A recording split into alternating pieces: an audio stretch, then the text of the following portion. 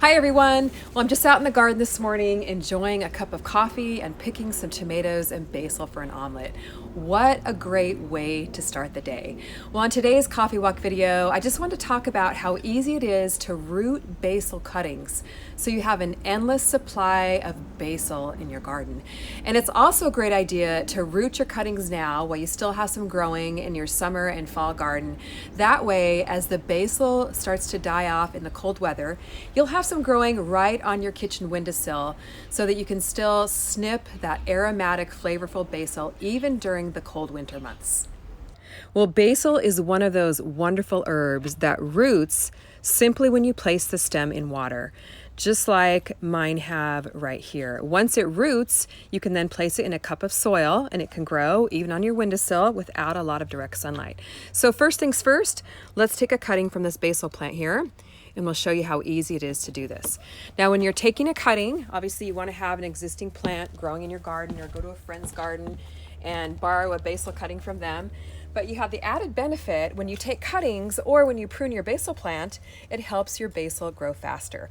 So you want to find a stem here or take a cutting with a rather long stem. So I'm just going to snip this. I'm going to snip this right down here so I have a nice long stem to place in a jar of water. And you want to try and get your cuttings before they start to flower. Now you can see this one here is starting to develop little flowers on the end here. So I'm just going to snip those off because you want all the energy to go into producing roots in your cutting, not into producing flowers. So let me just grab a couple more cuttings and then I'll show you how easy it is to get them rooted.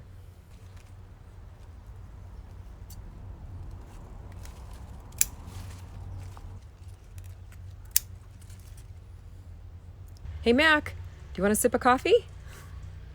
So let me just show you now how easy it is to get free basil plants simply from cuttings.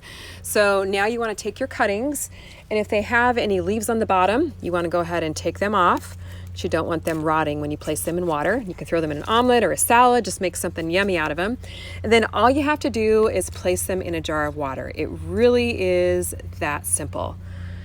So I'm going to place them in the jar here. And I'm going to put these on my kitchen windowsill, or you can also put them somewhere in your garden. They do just need to be out of direct sunlight. So we pop these in, and after about 3 to 5 days, you're going to notice little tiny roots growing from the stem, which is always so fun to see. Now these plants here have been growing right in my kitchen windowsill for about a month or so, and would you look at these roots? I mean, isn't that amazing? Now you want to make sure you do change out the water every couple of days so your stems don't rot. If you want, you can add a drop or two of worm tea to the water to help them root faster, but it's really not necessary. So after your plants develop roots, and the roots don't need to be this long, so after they just grow some roots out of the bottom, what you can then do is pop them in a little cup of soil to grow you a brand new plant. Then you can put that plant right out in your garden or grow it on the windowsill. So let me show you how to plant these in a little pot of soil. So once your cuttings have developed some nice roots, they're ready to be transplanted into soil. You can use any container you like. Whatever you use, make sure you use some nice pre-moistened potting soil, not garden soil, and make sure that you do have holes in the bottom of your container. So super easy to do. You just want to poke a hole into your soil here, and I like to use a pencil just to get a nice deep hole. So just use whatever containers you can find around your house. This is just an old reused nursery container. So once you've got your hole in your soil, all you need to do is just pop your cutting right down into the hole, get the roots down into the bottom of your pot.